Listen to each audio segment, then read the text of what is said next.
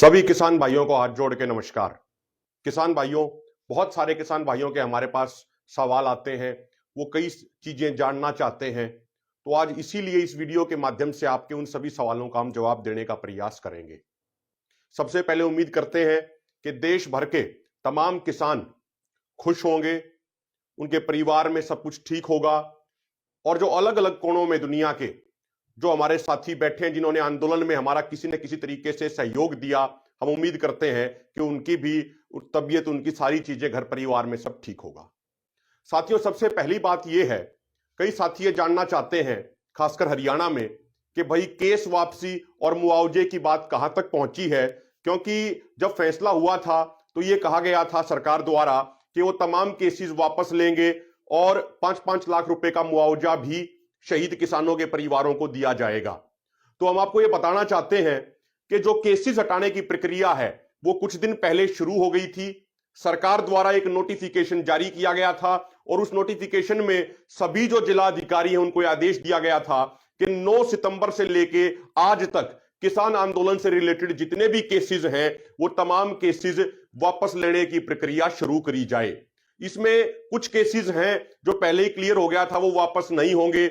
जैसे एक जो बहादुरगढ़ में जो एक घटना हुई थी एक बंगाल की लड़की के साथ, वो केस वापस नहीं होगा, ना ही हमने उसकी कोई मांग करी थी। इसके अलावा जो एक बहादुरगढ़ में कोई नुकीली चीज से किसी की हत्या हुई थी, वो भी केस वापस लेने का कोई वो नहीं है, ना ही हमारी तरफ से कोई मांग थी। इसके अलावा जो यहाँ पे सिंगू बॉर्डर पे जो एक व्यक्ति की हत्या की गई थी उसके हाथ काट के, उसका भी कोई उसमें नहीं होगा, वो केस उसमें शामिल नहीं होगा, जो केसेस वापस लिए जाएंगे। इसके अलावा जो एक कसार गांव में एक व्यक्ति ने आत्महत्या की थी और उसका आरोप किसानों के ऊपर लगा दिया गया था, उसमें हमारी क्लियर कट ये बातचीत हुई थी कि 30 से 45 दिनों के अंदर उसकी जांच पूरी करवा ली जाएगी। और हमारे पास हमें पूरा ये जानकारी है कि उस मुद्दे में हमारे किसान पूरे तरीके से निर्दोष हैं, उनके खिलाफ कोई भी सबूत नहीं है। इसलिए 30 से 45 दिनों के अंदर सरकार ने वादा किया था कि स्टेट क्राइम ब्रांच उनकी जांच पूरी करके वो सारे उस चीज को, मामले को निपटा देगी। इसके अलावा जो शहीद किसानों के परिवारों को मुआवजे की बात है, उसमें बात यहां तक पहुंची है कि हमारे द्वारा तमाम जिलों से सभी किसान भाइयों से बात करके पूरी एक अपडेटेड लिस्ट बनाई गई है, जिसमें सभी प्रूफ होंगे। भाई शहीद किसानों की उनकी शहादत की डेट क्या थी, शहादत का उनका कारण क्या था, हार्ट अटैक था या ठंड के लगने से हुई थी या एक्सीडेंट था, वो सारी बिल्कुल प्रॉपर जानकारियां हमारे द्वारा सभी साथियों द्वारा मिलजुल के अपडेट की जा रही हैं। वो लगभग अपडेट हो चुकी हैं। सभी प्रूफ, उनके डेथ सर्टिफिकेट, उनके उसका आधार कार्ड उस शहीद किसान का, उसके अलावा जो भी अन्य जानकारियां थी वो सारी हमारे द्वारा अपडेट कर ली गई हैं और वो भी जल्द से जल्द वो शहीद किसानों के परिवारों को मुआवजा मिल जाएगा। इसके अलावा साथियों एक सवाल और है, बहुत सारे साथी ये कहते हैं कि भाई कृषि मंत्री नरेंद्र तोमर ने महाराष्ट्र में अभी एक कार्यक्रम में कहा कि कृषि कानूनों पे सरकार ने सिर्फ एक कदम वापस लिया और सरकार फिर आगे बढ़ सकती है। तो बहुत सारे किसानों को यह अंदेशा हुआ, बहुत सारे किसानों को यह शक हुआ, जो एक वाजिब शक था, कि क्या सरकार दोबारा से ऐसे कृषि कानून वापस लाने का प्रयास कर रही है। एक चीज तमाम किसान नेताओं ने क्लियर कर दी कि यदि सरकार ऐसी गुस्ताखी करेगी, यदि सरकार किसानों के साथ ऐसी धोखाधड़ी करेगी और किसी अलग तरीके से, किसी चोर रास्ते से उन कानूनों को वापस लाने का प्रयास करेगी, तो किसान पूरे तरीके से तैयार बैठे हैं। किसानों के ट्रैक्टर अभी सिर्फ सर्विस होने के लिए अपने अपने गांव में गए हैं। हर किसान भी पूरी तैयारी कर रहा है आगे आने वाले समय में आंदोलन लड़ने के लिए। और जैसा संयुक्त किसान मोर्चा ने 9 दिसंबर को क्लियर किया था कि आंदोलन खत्म नहीं हुआ, आंदोलन अभी सिर्फ स्थगित किया गया है। यदि सरकार कोई गुस्ताखी करने का प्रयास करेगी तो किसानों के लाखों ट्रैक्टर दोबारा से दिल्ली की सीमाओं पे पहुंचने को तैयार हैं। और यदि सरकार ऐसी गुस्ताखी करेगी तो आप यकीन मानिएगा, ये बीजेपी जो राजनीतिक पार्टी है उसकी सरकार के ताबूत में आखिरी कील साबित होगा। जो राजनीतिक पार्टी अपने किसानों से धोखाधड़ी करती है, उनसे फरेबी करती है, उनके साथ फरेब करती है, उनको गलत बोलती है, तो उस राजनीतिक पार्टी की सरकार का खात्मा तय है। इसके अलावा हमें एक चीज इस मामले में और समझनी चाहिए, ये सारी चीजें, ये कानून कहां से आए? ये कानून आए WTO कॉरपोरेट घरानों से आए। हमें पूरा ये खेल समझना होगा कि आज भी WTO ये दबाव डाल रहा है भारत के ऊपर कि जो हमारे देश में जिन किसानों की MSP पे कुछ फसलों की प्रोक्यूरमेंट होती है, उस प्रोक्यूरमेंट को भी बंद करने का दबाव WTO के द्वारा डाला जा रहा है हमारे देश के ऊपर। हमें यह समझना पड़ेगा, WTO के अंदर जो ग्रीन बॉक्स सब्सिडी है, उन ग्रीन बॉक्स सब्सिडी के नाम से जो डेवलप्ड नेशन है, जो विकसित देश है, वो डायरेक्ट इनकम सपोर्ट के नाम से अपने किसानों को हर साल लाखों रुपए की मदद करते हैं। जैसे अमेरिका में 42 लाख रुपए की एवरेज मदद, एवरेज सब्सिडी एक किसान को उनकी सरकार द्वारा दी जाती है। इसके अलावा आप यूरोप में जाएंगे, वहां पे भी $100 बिलियन से ज्यादा की सब्सिडी वहां के किसानों को सालाना दी जाती है। जो ग्रीन बॉक्स सब्सिडी है WTO के तहत, जो एग्रीमेंट ऑन एग्रीकल्चर है AOA, उसके तहत ग्रीन बॉक्स सब्सिडी में वो कोई लिमिट नहीं लगाते, उसके ऊपर कोई लिमिटेशन नहीं होती। ग्रीन बॉक्स सब्सिडी के नाम से विकसित देश हैं, वो डायरेक्ट इनकम सपोर्ट कर देते हैं, अपने किसानों को सब्सिडी देते हैं, उनके अकाउंट में डायरेक्ट पैसा भेज देते हैं, अलग अलग तरीके से अपने किसानों की मदद करते हैं। जबकि जो भारत जैसे विकासशील देश हैं, जो एम्बर बॉक्स सब्सिडी के उसमें आते हैं, एम्बर बॉक्स सब्सिडी में WTO ये काउंट करता है, जैसे हमारे देश में किसानों को MSP दी जाती है, तो वो MSP को एम्बर बॉक्स सब्सिडी में काउंट करते हैं। और उनका ये कहना है कि एम्बर बॉक्स सब्सिडी में जो मदद होनी चाहिए वो टोटल प्रोडक्शन के 10% से ज्यादा नहीं हो सकती। यानी विकसित देश WTO के माध्यम से विकासशील देशों के ऊपर दादागिरी करते हैं। विकासशील देशों में अपने खाद्य उत्पाद भेजने के लिए वो विकसित देश WTO, IMF जैसे संस्थानों का दुरुपयोग करते हैं। तो जो अल्टीमेट जो लड़ाई है, हमें ये समझना पड़ेगा, जो अल्टीमेट लड़ाई है ये WTO, IMF और जो भारत में भी जो कॉर्पोरेट घराने हैं या दूसरे देशों में जो कॉर्पोरेट घराने हैं, इनके खिलाफ हमें एक निर्णायक आंदोलन लड़ना पड़ेगा। अल्टीमेटली जो ये चीज आती है, जो ये दबाव आता है, जो सरकारें जो ये काम करती हैं कॉर्पोरेट के दबाव में कि भाई MSP खत्म कर दो, या वो इस तरीके के कानून लाती हैं, इनकी जो जड़ है वो है WTO, IMF जैसे संस्थान, बड़े बड़े कॉर्पोरेट घराने। वो बड़े बड़े कॉर्पोरेट घराने और ये संस्थान सरकारों को बनाते हैं और फिर सरकार बनने के बाद उन सरकारों से कॉर्पोरेट के हित में काम कराते हैं और किसानों के खिलाफ काम कराते हैं। इसीलिए भारत के हर किसान को अब जागरूक होना पड़ेगा। भारत के हर किसान को अपने हक और अधिकार समझने पड़ेंगे। भारत के हर किसान को यह समझना पड़ेगा कि उसकी समस्या की शुरुआत कहां से हो रही है, उसकी समस्या की जड़ कहां पे है।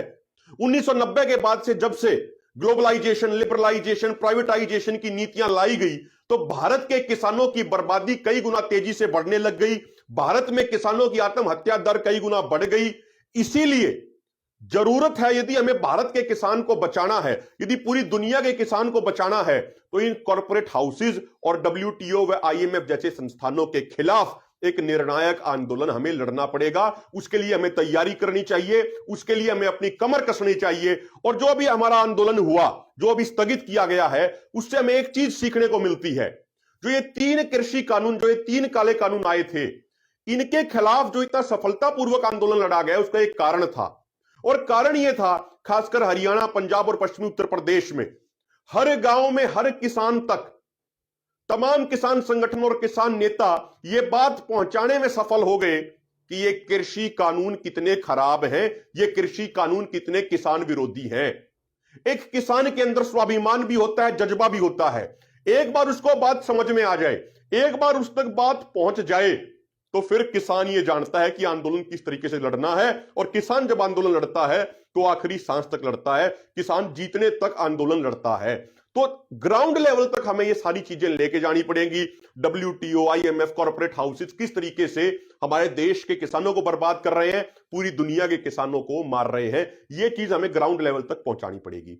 एक और चीज मैं आपको बताता हूं, अभी मैं आज कहीं पेपर में पढ़ रहे थे कि एक किसी एसोसिएशन ने, जो कॉर्पोरेट हाउसेज का एसोसिएशन है, उसने प्री बजट जो अपने सजेशंस भेजने होते हैं, वो फाइनेंस मिनिस्ट्री को यह भेजा कि भाई हरियाणा और पंजाब में किसान बहुत ज्यादा गेहूं और धान की खेती करते हैं, उस खेती को कम किया जाए। इसके अलावा जो ऑयल सीड्स हैं, जो सरसों है, सूरजमुखी है, बाकी उनकी खेती कराई जाए। इस तरीके का सजेशन उस एसोसिएशन ने फाइनेंस मिनिस्ट्री को भेजा।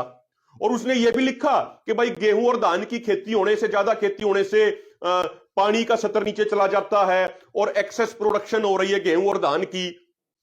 मैं इन सभी सरकारी और दरबारी एसोसिएशन से हम एक बात पूछना चाहते हैं, हम इनसे एक सवाल करना चाहते हैं कि क्या आपको यह मालूम है कि हरियाणा पंजाब में गेहूं और धान की इतनी ज्यादा खेती क्यों होती है? किसान बहुत अच्छे से यह बात समझता है कि भाई उसको और फसलों की भी खेती करनी चाहिए जिससे पानी का स्तर भी नीचे ना जाए, क्रॉप डाइवर्सिफिकेशन भी हो, हमारी जमीन भी मजबूत हो। जब फसल अलग अलग करके बोएंगे तो हमारी जमीन भी मजबूत होगी। लेकिन धान और गेहूं की ही बार बार खेती करना, इसी पूरी साइकिल को रिपीट करना एक किसान का शौक नहीं है, एक किसान की मजबूरी है हरियाणा पंजाब में। यह पूरे देश को समझना चाहिए, क्योंकि सिर्फ गेहूं और धान ही दो फसलें हैं जिनकी प्रोक्यूरमेंट एमएसपी के ऊपर होती है। लगभग इन्हीं दो फसलों की ज्यादातर एमएसपी के ऊपर प्रोक्यूरमेंट हरियाणा पंजाब में होती है, और जो फसलें हैं उनकी अधिकतर की एमएसपी में प्रोक्यूरमेंट होती नहीं है। यदि सरकार एमएसपी की गारंटी का कानून बना दे, जिसकी मांग संयुक्त किसान मोर्चा करता रहा, तमाम किसान संगठन करते रहे, यदि सभी फसलों पे एमएसपी की गारंटी का कानून हो जाए तो किसान भी समझदार है। अब किसान वो भोला किसान नहीं बचा, किसान मूंग की भी खेती करेगा, किसान सरसों की भी खेती करेगा, किसान ऑयल सीड्स की और फसलों की भी खेती करेगा, किसान तमाम फसलों की खेती करेगा, बशर्ते हमारी सरकार अन्य फसलों पे भी एमएसपी की गारंटी का कानून बनाए। तो फिर जो ये एसोसिएशन जो ये सजेशन देते हैं ना, ये सजेशन देने की कोई जरूरत नहीं रहेगी। किसान खुद समझदार है, किसान खुद जमीन पे चीजों को इंप्लीमेंट करेगा, लेकिन बशर्ते टर्म्स एंड कंडीशन ये है कि अन्य फसलों पे एमएसपी की गारंटी का कानून होना चाहिए। सभी फसलों पे जब एमएसपी की गारंटी मिलेगी, एमएसपी की गारंटी का कानून होगा, तो देश का किसान, हरियाणा पंजाब का किसान अपने आप ये गेहूं और धान की साइकिल को छोड़ के अन्य फसलें भी उगाने लग जाएगा, जैसे पहले के समय में उगाई जाती थी। तो साथियों, आपका सभी से मेरा हाथ जोड़ के अंत में यही निवेदन है, मजबूती से, यह समय अब रेस्ट करने का नहीं है, यह समय कोई थकान उतारने का नहीं है। यह आंदोलन जो हमने जीता है, उसके बाद आंदोलन जो स्थगित किया है, अब यह समय है आगे आने वाले समय में जो हमें स्वामीनाथन आयोग के C2+50% फार्मूले के अनुसार एमएसपी की लड़ाई लड़नी है, जिसके अनुसार पूरे भारत में गेहूं का एवरेज एमएसपी 3200 रुपया क्विंटल बनता है, जो भी हमें कर्ज मुक्ति की लड़ाई लड़नी है, जो भारत के किसानों पर लाखों करोड़ों रुपए का कर्ज है, जो अभी हमें एमएसपी की गारंटी कानून की लड़ाई लड़नी है, इन सभी लड़ाइयों को लड़ने और जीतने के लिए अभी एक निर्णायक तैयारी करने का समय है। गांव गांव में जाके लोगों को जागरूक करने का समय है। जब लोग जागरूक होंगे, निश्चित तौर पे हम मजबूती से आंदोलन लड़ेंगे। बहुत बहुत धन्यवाद। जय जवान, जय किसान, जय भारत।